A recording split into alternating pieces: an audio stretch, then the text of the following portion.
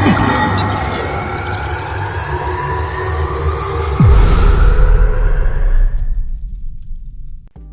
¿qué pasa? ¿Cómo estamos? Aquí estamos en un nuevo vídeo. Hoy nos vamos yo solo. Ninguno puede porque Iker, Guille, Ronnie y Adrián tienen sus cosas personales. Vamos a dejarlo así.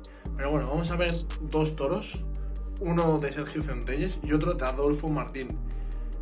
La verdad es que el día ha estado bastante guay. Es uno de los mejores toros que hemos visto de momento. En el top 10 posiblemente. Sergio Centelles, buenos recortes, una pasada. El Adolfo Martín, unas arrancadas que te cagas, ya puedes correr si no vamos mal. Y bueno, lo podéis ver vosotros ahora mismo, os lo voy a dejar y espero que lo disfrutéis. Un besazo.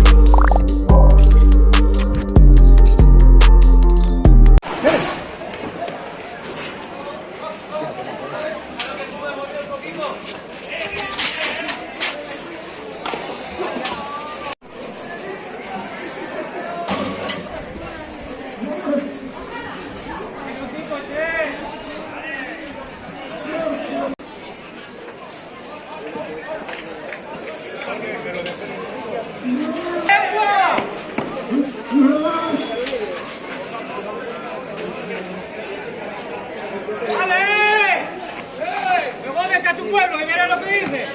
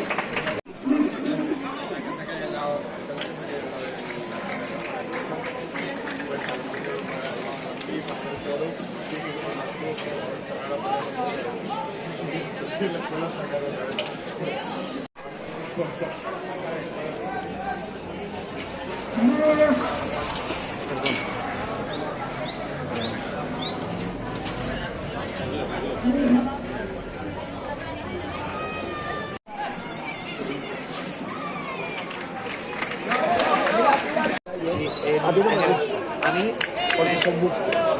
Si te enseñan del pilar, flipas. El de grado, el toro se arranca. El toro queda muy bien.